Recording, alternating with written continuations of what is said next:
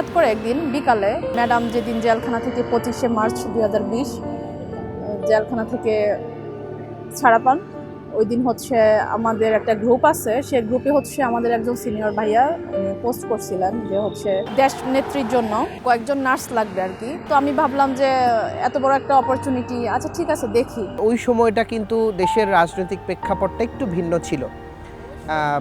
আপনার জায়গায় হয়তো অনেকে থাকলে একটু ভয় পেত যে আসলে এই মুহূর্তে বেগম খালেদা জিয়ার সান্নিধ্যে যাওয়া বা ব্যক্তিগত সেবিকা হিসেবে কাজ করা, সেই জায়গা থেকে আপনি যেহেতু ওনার কাছে গিয়েছেন, নিশ্চয়ই আপনার মনে সেই ভয়টা আসেনি, বা ভয়টা আসলেও আপনি আসলে সেটাকে কিভাবে কাটিয়েছেন? আমি অ্যাকচুয়ালি ছোটো থেকেই হচ্ছে আমার একটু ভয়ভীতি একটু কমই।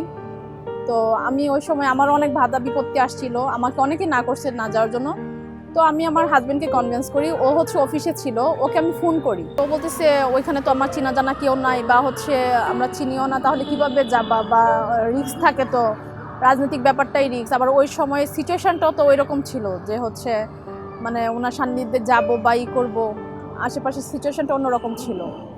তো আমাকে বলা হয়েছে 5-6 জন থাকবে, তো আমি সে অনুযায়ী গেলাম। যাওয়ার পরে পরিবেশটা এমন ছিল, দেখে মনে হচ্ছে যে সবাই কত আপন, মানে এত সফটলি তারা নিছে, বা আমাকে দেখে তারা মনেই করে নাই যে আমি তাদের মানে একদম ফার্স্ট টাইম আমাকে দেখছি। ধর্মীয় যে বইগুলো আছে সেগুলো খুব পড়তেন। আবার হচ্ছে নেলসন ম্যান্ডেলার একটা বই দেখছিলাম, সে বইটা দেখতাম, উনি পড়তেন। নিউজ পেপার পড়তেন, দেশের খবরাখবর উনি সবসময় রাখতেন।